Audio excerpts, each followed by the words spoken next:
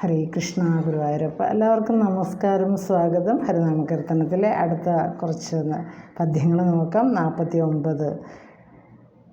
നാരായണായ നമ നാരായണായ നമ നാരായണായ നമ നാരായണായ നമ നാരായണ സകല സന്താപനാശന ജഗന്നാഥ വിഷ്ണു ഹരി നാരായണായ നമ. നന്നായി ദഹിച്ചോരു സഹസ്രാരധാരയിൽ ഇതന്നീറ്റിൽ നിൻ കരുണ വന്മാരി പെയ്തു പുനർ മുന്നം മുളച്ച തവ ഭക്തിക്കു ചേർക്കവളം ഇന്നേ കൃപാനിലയ നാരായണായ നമ.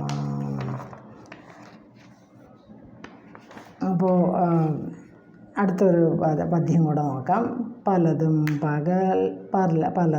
പറഞ്ഞു പകൽ കളയുന്ന നാവ് തവ തിരുനാമകീർത്തനമിതതിനായി വരേണമിഹ കലിയായ കാലമിതിലതുകൊണ്ടു മോക്ഷഗതി എളുതെന്നു കേൾപ്പു ഹരിനാരായണായ നമ.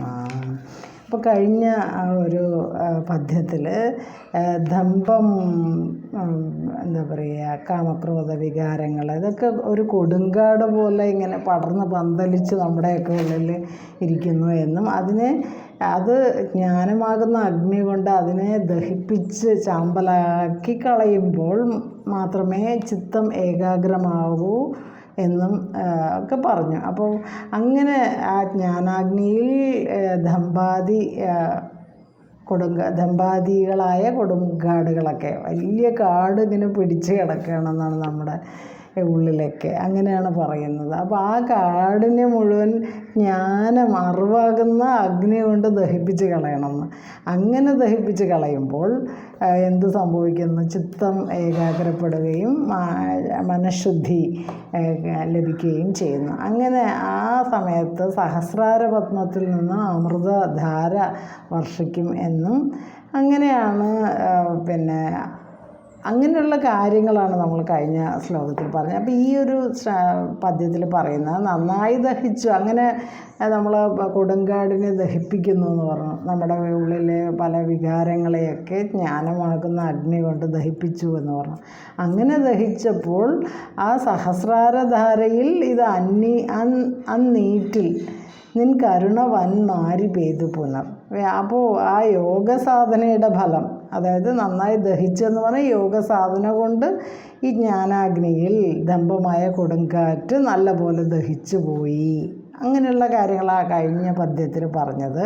അപ്പോൾ ഇത് അന്നീറ്റിൽ, നീറ് എന്ന് പറയുമ്പോൾ ചാമ്പൽ എന്നാണ്. ആ ചാമ്പലിൽ നിൻ കരുണ, ഭഗവാന്റെ കാരുണ്യമാകുന്ന ആ കരുണ കൊണ്ട് സഹസ്രാരധാരയിൽ, സഹസ്രാര പത്മത്തിൽ നിന്ന് അമൃതധാരയാകുന്ന വന്മാരി പെയ്തു, വലിയ മഴ പെയ്തു. അപ്പോൾ ഈ കാമക്രോധാദി വികാരങ്ങളോ ഒക്കെ ജ്ഞാനമാകുന്ന അഗ്നിയിൽ ദഹിച്ചു പോകുമ്പോൾ ആ ചാമ്പലിൽ നിന്നും ഭഗവാന്റെ കാരുണ്യമാകുന്ന ആ ഒരു സഹസ്രാരധാര, ഒരു വൻമഴ പോലെ അത് പെയ്തു വരുന്നു.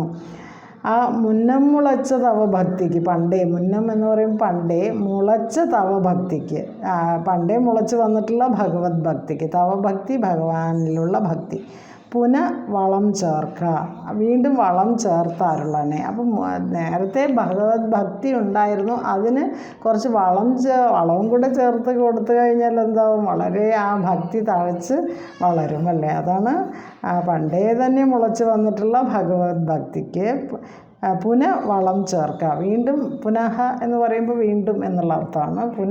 വളം ചേർക്കുക, വളം ചേർത്ത് അരുളണേ കൃപാനിലയ, ഹേ കരുണാനിധിയായ ഭഗവാനെ നാരായണായ നമ, അങ്ങേക്ക് നമസ്കാരം.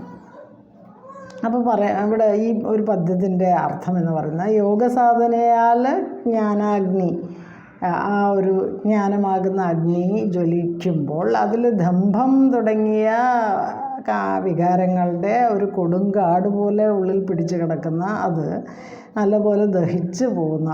അത് ദഹിക്കുമ്പോൾ, ഒരു അഗ്നിയിൽ ദഹിക്കുമ്പോൾ അവിടെ ചാമ്പലും എന്താ പറയുക, ഭസ്മമായിട്ട് തീരുമല്ലോ. ആ ചാമ്പലിൽ ഭഗവാന്റെ കാരുണ്യഫലമായിട്ട് സഹസ്രാര പത്മത്തിൽ നിന്ന് പ്രവഹിക്കുന്ന അമൃതധാര അത് വലിയ മഴയായിട്ട് പെയ്തു വരുന്നു. അങ്ങനെ പെയ്യുമ്പോൾ പണ്ടേ തന്നെ മുളച്ച് വന്നിട്ടുള്ള ഭഗവത് ഭക്തിക്ക് വീണ്ടും അപ്പോൾ മഴയുമായി നീറുമായി ഇനി എന്താണ് അപ്പോൾ ആ മഴയത്ത് ഈ നീറ്റിൽ പണ്ടേ തന്നെ മുളച്ച് വന്ന ഭഗവത് ഭക്തി അതിന് വീണ്ടും വളം ചേർത്താരുള്ളതാണ് കരുണാനിധിയായ നാരായണ നമസ്കാരം. അപ്പോൾ ഇതിൽ പറയുന്നത് ചിത്തശുദ്ധി നേടാൻ നാമജപാദികൾ വേണമെന്ന് ഒരുപാട് പദ്യങ്ങളിൽ പറഞ്ഞു.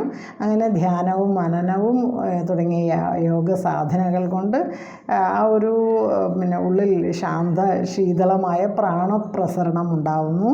അങ്ങനെ ആത്മജ്ഞാനം ഉണരുന്നു. കുണ്ഡലിനി ശക്തി ഉണരുമ്പോൾ ആ ഒരു വസ്തുവിനെക്കുറിച്ച് ജ്ഞാനമുണ്ടാവുകയും അങ്ങനെ ദമ്പം തുടങ്ങിയ ആ ഒരു കൊടുങ്കാട് ദഹിച്ച് ചാമ്പലാവുമ്പോൾ ആ ഭഗവാൻ ഗീതയിൽ പറയുന്ന പോലെ ജ്ഞാനാഗ്നി ദഗ്ധ കർമ്മണാം തമാഹു പണ്ഡിതം ബുധ എന്ന് 4ാമത്തെ ചാപ്റ്ററിൽ പറയുന്നുണ്ട്. അതുപോലെ അപ്പോൾ ദേഹത്തിലെ ആ പ്രാണപ്രസരണത്തിലൂടെ ജ്ഞാനാഗ്നി വീണ്ടും ഉള്ളിൽ നിറഞ്ഞു കാണുമ്പോൾ ആ കൊടുങ്കാട് ദഹിപ്പിച്ച് ഉണ്ടായ അതാണ് നന്നായി ദഹിച്ച് എന്ന് പറഞ്ഞിരിക്കുന്നത്.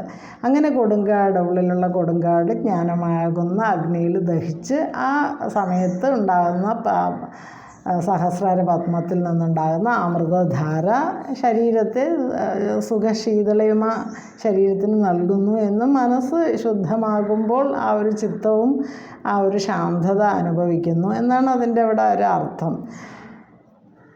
അപ്പോൾ അങ്ങനെ ആ ഭഗവത് ഭക്തിക്ക് അതൊരു വളമായിട്ട് മാറുന്നു എന്നും പറയുന്നതാണ് ഈ ഒരു ശ്ലോകം. ഇനി അടുത്ത ശ്ലോകത്തിൽ പറയുന്നത് പലതും പറഞ്ഞു പകൽ കളയുന്ന നാവ് തവ തിരുനാമകീർത്തനം ഇത് അതിനായി വരേണമിഹ കലിയായ കാലം അതിൽ അതുകൊണ്ട് മോക്ഷഗതി എഴുതൊന്ന് കേൾപ്പു ഹരിനാരായണായ നമ എന്നതാണ് 50ാമത്തെ ശ്ലോകം. കാരണം സാധാരണ മനുഷ്യർ പലതരം പ്രശ്നങ്ങളിൽ പെട്ട് ഉഴലുന്നു. അപ്പോൾ അങ്ങനെ ഇരിക്കുമ്പോൾ ഭഗവൻ നാമം കീർത്തിച്ചും സ്മരിച്ചും ചിത്തത്തിന് ഏകാഗ്രത നേടാൻ കഴിയുമ്പോൾ കാലക്രമത്തിൽ ആ യോഗ അനുഭവങ്ങൾ നേരത്തെ പറഞ്ഞ ആ യോഗ അനുഭവങ്ങൾ വന്നു ചേരാവുന്നതേ ഉള്ളൂ എന്നാണ് പറയുന്നത്.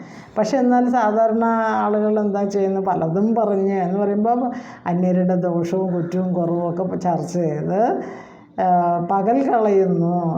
പകൽ മുഴുവൻ ആവശ്യമില്ലാത്ത കാര്യങ്ങൾക്ക് വേണ്ടി കളഞ്ഞ് ഈ ലോകത്ത് തിരുനാമകീർത്തനം ഇത് അതിനായി ഭവിക്കണം. നമ്മുടെ ഈ ഒരു നാവും ഒക്കെ തിരുനാമകീർത്തനത്തിനാണ് ഉപയോഗിക്കേണ്ടത് എന്നാണ് പറയുന്നത്. അതുകൊണ്ട് അങ്ങനെയായാൽ കലിയായ കാലം അതിൽ ഈ പാപത്തിന് ശക്തി കൂടിയ ഈ കാലത്ത് മോക്ഷഗതി ഭഗവാനെ പ്രാപിക്കാനുള്ള എളുപ്പവഴി എളുതെന്ന് എളുപ്പമാണെന്ന് മഹാത്മാക്കൾ പറഞ്ഞു കേൾക്കുന്നു. ഹരിനാരായണ നമ. അപ്പോൾ നാരായണ നമസ്കാരം. അപ്പോൾ സ്വന്തം ജീവിതത്തിൽ ആവശ്യമില്ലാത്ത കാര്യങ്ങൾ പറഞ്ഞാണ് ഇന്ന് നമ്മൾ നമ്മുടെ ഒരു വലിയ സമയം മുഴുവൻ കളയുന്നത്. അങ്ങനെ ആവശ്യമില്ലാത്ത കാര്യങ്ങൾ ചർച്ച ചെയ്ത് പകൽ മുഴുവൻ കളയുമ്പോൾ ഈ നാവ് ആവശ്യമില്ലാത്ത കാര്യത്തിന് ഉപയോഗിക്കുന്നു എന്നും ഈ ലോകത്ത് ഭഗവാന്റെ തിരുനാമം നിരന്തരം കീർത്തിക്കാനുള്ള ഉപകരണമായിട്ട് ഭവിക്കുകയാണെങ്കിൽ അത് ഈ പാപത്തിന് വളരെ ശക്തി കൂടിയൊരു കാലമാണല്ലോ ഇത്. നമ്മളത് അനുഭവിക്കുന്നുണ്ടല്ലോ. ചിന്തകൾ പാപകർമ്മങ്ങൾ ഒക്കെ കലികാലത്ത് വളരെ കൂടുതലാണ്. അപ്പോൾ ഈ ഒരു കലികാലത്ത് ഭഗവത് പ്രാപ്തി എളുപ്പമാണ് തിരുനാമങ്ങൾ കീർത്തിക്കുകയാണെങ്കിൽ. അപ്പോൾ ആ തിരുനാമങ്ങൾ കീർത്തിക്കാൻ ഈ പകൽ സമയം അനാവശ്യമായിട്ടുള്ള കാര്യങ്ങളിൽ ഒരുപാട് ഇടപെട്ട് നിരന്തരം നടക്കുന്ന മനുഷ്യനെ എഴുത്തച്ഛൻ ഓർമ്മിപ്പിക്കുന്നു. ഭഗവാന്റെ തിരുനാമം നിരന്തരം കീർത്തിക്കാനുള്ള ഉപകരണമായി ഭവിക്കണം നമ്മുടെ നാവ് എന്നാണ്. അപ്പോൾ അങ്ങനെയാണെങ്കിൽ ഈ പാപത്തിന് ഒരുപാട് ശക്തി കൂടി ഈ ഒരു കലികാലത്ത് ഭഗവാനെ പ്രാപിക്കാൻ എളുപ്പമായി അത് മാറും. അത് നമ്മൾ പറയുന്നുണ്ടല്ലോ, കലികാലത്തിൽ പാപചിന്തകൾ കൂടുതലാണ്, ആളുകൾ തമ്മിലുള്ള പിണക്കങ്ങളും അതുപോലെ തന്നെ എന്താ പറയുക, പല ചെറിയ ചെറിയ കാര്യങ്ങൾക്ക് വേണ്ടി മനുഷ്യൻ എന്തെല്ലാമോ ചെയ്ത് കൂട്ടുന്നു. എന്തെല്ലാം ടെക്നോളജി ഒരുപാട് കൂടുന്നുണ്ട്. ടെക്നോളജിയുടെ ആ ഒരു സുഖം അനുഭവിക്കുന്ന ഈ കാലമാണെങ്കിൽ പോലും നമ്മൾ അനാവശ്യമായിട്ട് ഒരുപാട് ബുദ്ധിമുട്ടുകൾ അനുഭവിക്കുന്നുണ്ട്. കാരണം മനുഷ്യന് അവൻ്റെ ചിന്തകളും വികാരങ്ങളും നിയന്ത്രിക്കാൻ അവന് കഴിയുന്നില്ല. പെട്ടെന്ന് ഈ കാമക്രോധാദി വികാരങ്ങളിൽ അടിമപ്പെട്ട് പോകുമ്പോൾ അവൻ ഒരുപാട് ബുദ്ധിമുട്ടുകളിലേക്ക് പോയിക്കൊണ്ടിരിക്കുന്നു.